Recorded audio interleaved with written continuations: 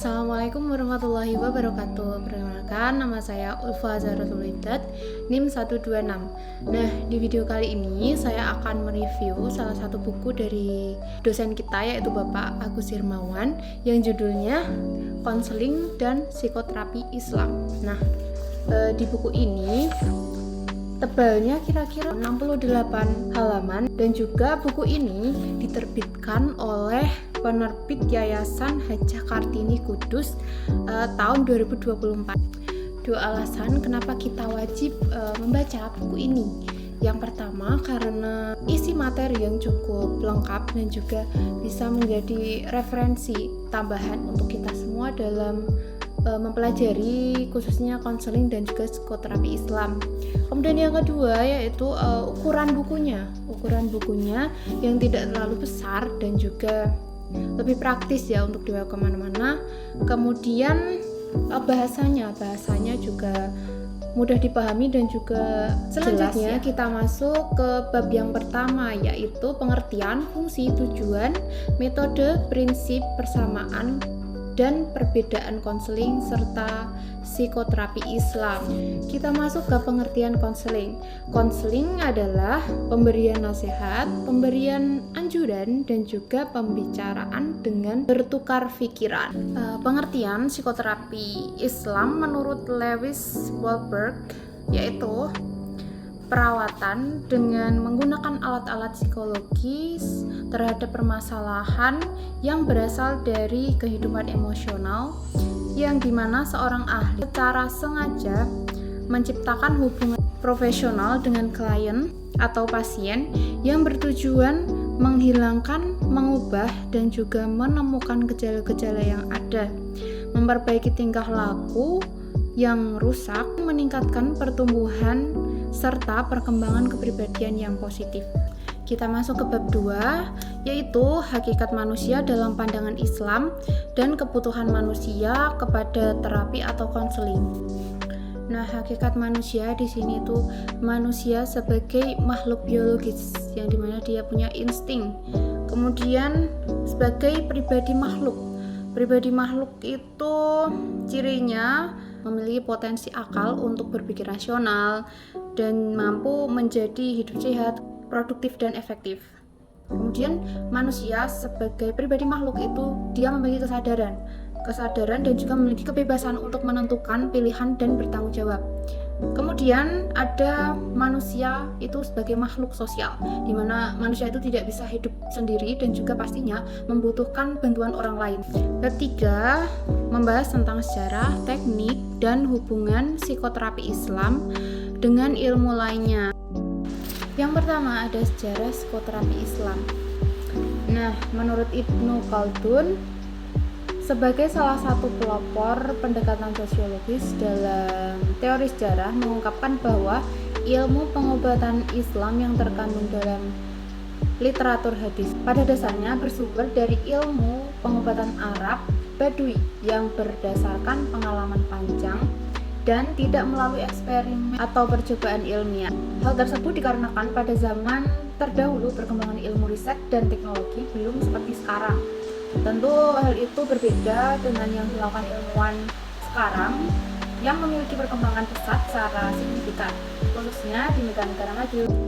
Bentuk dan teknik psikoterapi menurut Muhammad Abd al-Aziz al-Khalidi membagi obat atau syifa menjadi dua.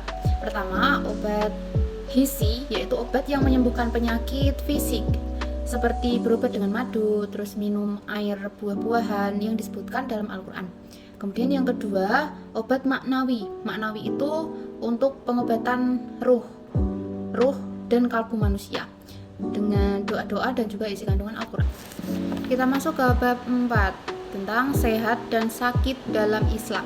Pertama, pengertian sehat dan sakit. Pengertian sehat menurut WHO merupakan keadaan ideal dari sisi biologis, psikologis, dan sosial sehingga seseorang dapat melakukan aktivitas secara optimal. Kemudian kesehatan jiwa dalam Islam. Konsep sehat dan sakit dalam Islam menurut Quran surat Al-Isra, yang dimaksud sehat atau sakit itu di ayat ini bersifat rohaniah. Secara fisik, orang yang dikatakan sehat, ukuran sehat atau sakit terletak pada iman secara Islam. Maka dapat disimpulkan bahwa Al-Quran maupun As-Sunnah menjelaskan bahwa hidup sehat itu sangatlah penting, dan cara memperoleh kesehatan itu haruslah hati-hati, jangan sampai kita terjerumus ke dalam kemusyrikan. Kemudian gangguan jiwa. Gangguan jiwa ini bisa dari bermacam-macam faktor, baik dari dalam diri seseorang maupun dari luar. Ketidakmampuan seseorang menghadapi segala macam problem kehidupan akan menggiringnya ke jalan hidup yang tidak stabil, mudah mengalami goncangan. Karena itulah penyakit stres menghinggapi manusia dengan beberapa tahapan, dari tahap ringan, sedang, maupun sampai ke kronis. Lanjut ke bab terakhir, yaitu bab 5 tentang manajemen dan prosedur pelayanan konseling dan terapi Islam. Yang pertama ada pengertian manajemen prosedur konseling dan terapi Islam. Manajemen prosedur konseling dan terapi Islam adalah rangkaian atau tata urutan kegiatan yang dilakukan seorang konselor untuk melaksanakan layanan konseling atau terapi untuk membantu klien menyelesaikan masalahnya. Nah, di sini ada tahap-tahap psikoterapi Islam. Yang pertama wawancara awal, yang kedua proses terapi, yang ketiga tindakan, dan yang keempat mengakhiri terapi. Metode-metode psikoterapi dalam Al-Quran dan Sunnah Rasul. Pertama, psikoterapi dengan keimanan. Dalam hal ini, konseli atau klien mempunyai masalah atau gangguan kejiwaan, maka konselor menganjurkan agar memperbaiki keimanan atau mendekatkan diri kepada Allah. Kemudian psikoterapi dengan cara beribadah. Kemudian psikoterapi dengan cara berpuasa. Psikoterapi melalui ibadah haji, kemudian psikoterapi melalui sabar, istighfar dan taubat, dan juga psikoterapi melalui zikir.